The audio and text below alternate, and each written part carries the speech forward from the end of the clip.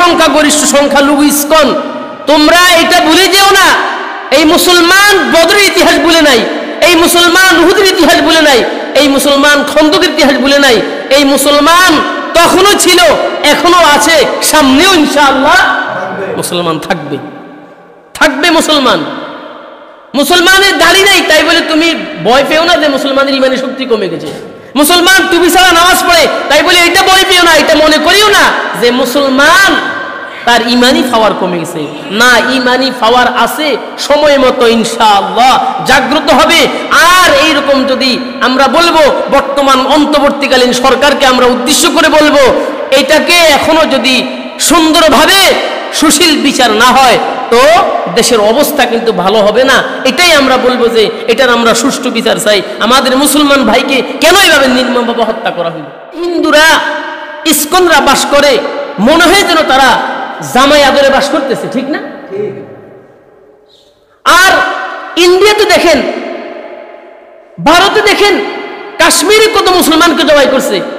আগে ফেসবুক, আগে যখন মানুষ খবর দেখতো, মুসলমান জবাই করার সংবাদ শুনতো কাশ্মীরে, ইন্ডিয়াতে, কিন্তু এখন ইসকন এই উগ্র, এই জালিম একটা দল, এই জঙ্গি সংগঠন, এই সংগঠনের লোকেরা আজকে মুসলমানদেরকে জবাই করা শুরু করছে।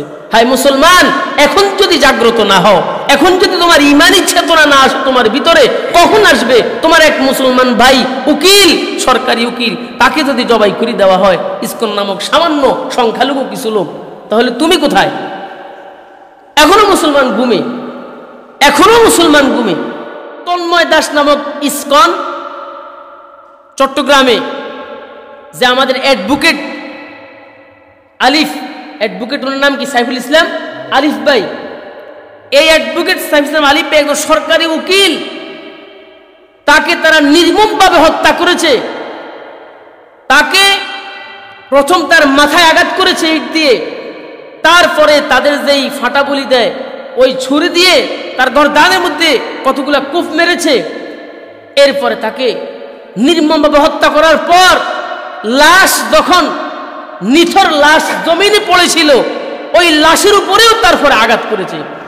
সাবধান, এই 90% মুসলমানের দেশে সংখ্যালঘু কিছু হিন্দু, কিছু ইসকন বাস করে। মুসলমান সংখ্যাগরিষ্ঠ, হিন্দু সংখ্যালঘু। এই দেশে হিন্দুরা, ইসকনরা বাস করে, মনে হয় যেন তারা জামাই আদরে বাস করতেছে, ঠিক না? আর ইন্ডিয়াতে দেখেন, ভারতে দেখেন, কাশ্মীরে কত মুসলমানকে জবাই করছে।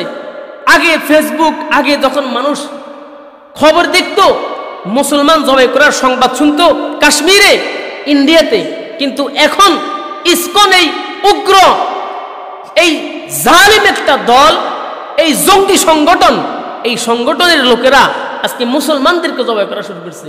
হায় মুসলমান, এখন যদি জাগ্রত না হও, এখন যদি তোমার ইমানি চেতনা না আসে তোমার ভিতরে, কখন আসবে? তোমার এক মুসলমান ভাই উকিল, সরকারি উকিল, তাকে যদি জবাই করে দেওয়া হয় ইসকন নামক সামান্য সংখ্যালঘু কিছু লোক, তাহলে তুমি কোথায়?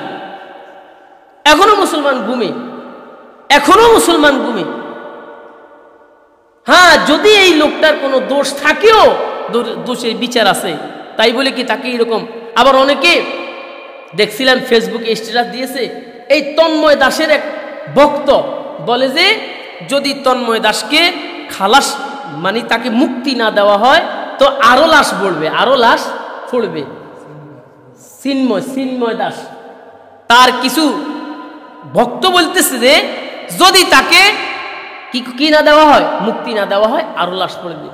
আমি বলবো, এই সংখ্যাগরিষ্ঠ সংখ্যালঘু ইসকন, তোমরা এটা ভুলে যেও না, এই মুসলমান বদরের ইতিহাস ভুলে নাই, এই মুসলমান উহুদের ইতিহাস ভুলে নাই, এই মুসলমান খন্দকের ইতিহাস ভুলে নাই।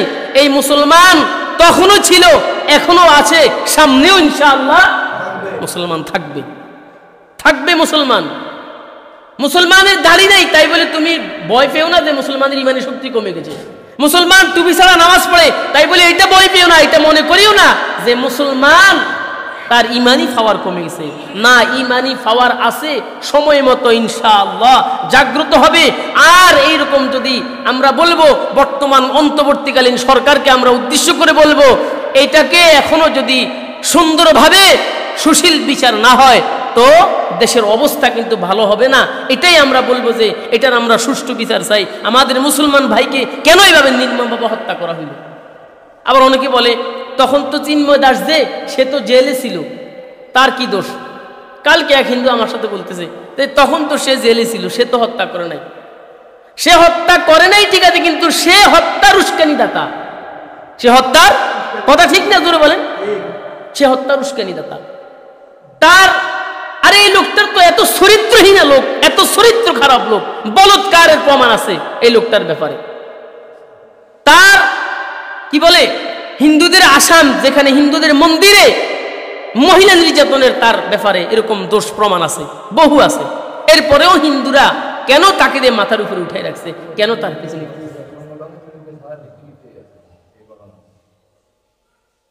আমি এই দেশের হিন্দু ভাইদেরকেও বলবো, আপনারা যারা আছেন আদম সূত্রে আপনারা আমাদের ভাই, সবাই আদমের সন্তান না? আদম সূত্রে আপনারা আমাদের ভাই, কিন্তু আপনারাও সাবধান। এই অন্যায়কে অন্যায় বলতেই হবে।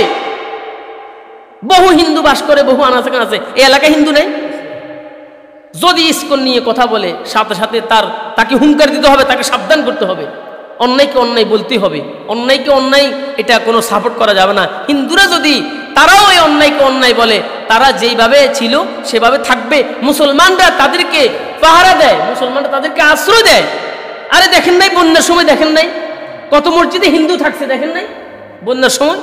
এরপরে দেখেন নাই যে হিন্দুদের মন্দির যখন স্বৈরাচার নিফাত হয়েছে, এই দেশ থেকে স্বৈরাচার গিয়েছিল 5 তারিখে, জুলাইয়ের 5 তারিখে গেছে না, 5 আগস্ট যখন স্বৈরাচার গিয়েছিল, তখন বিভিন্ন হিন্দু মন্দির মুসলমানরা হুজুররা কি করছে? পাহারা দিছে না? দুর্গাপূজার সময় পাহারা দিছে না? তো তুমি আমার দেশে থাকবে জামাইয়া ধরে, আর আমার দেশে থাকি আমার মুসলমান ভাইকে হত্যা করবে, সাহস তোমাকে দিল কে? কই ফাইলে সাহস?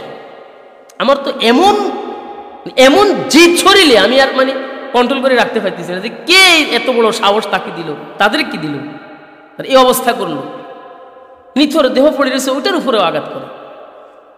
যাই হোক, বলতেছিলাম ইমানের পাওয়ার, ইমান লাগবে, ইমান লাগবে। ইমানের চেতনায়, ইমানই উজ্জীবনায় উজ্জীবিত হয়ে মাঠে নামতে হবে, কাজ করতে হবে। এই বাংলাদেশে ইন্ডিয়ার কোনো কালচার চলবে না। এই বাংলাদেশ ইন্ডিয়ার মতো হতে দেওয়া যাবে না। আবার অনেকে ভিতরে ভিতরে স্বপ্নে দেখে বর্তমান আমেরিকার সরকার হয়েছে, এটার নাম কি? Donald Trump. এই ডোনাল্ড ট্রাম্প সরকার হয়েছে, অনেকে স্বপ্নে দেখে আবার স্বৈরাচার দেশে আসবে, আবার ক্ষমতার মসনদে বসবে। সে নাকি তাদেরকে ভরসা দিয়েছে, ডোনাল্ড ট্রাম্প নাকি ভরসা দিয়েছে। আসো আমরাও দেখি।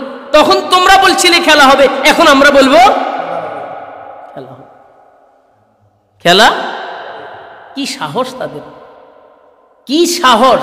খেলোয়াড় মাঠে, যেই পক্ষের সাথে খেলবে সেই পক্ষ মাঠে, বিপরীত পক্ষ আর এমন সময় এমন ভাবে গেছে, খাওয়ার সময়ও কি। এখন কই গেলা? কোন উন্দুরের গর্তে ঢুকলা? আল্লাহ ধরা, ইন্না বাতশা রব্বিকা লাশাদীদ।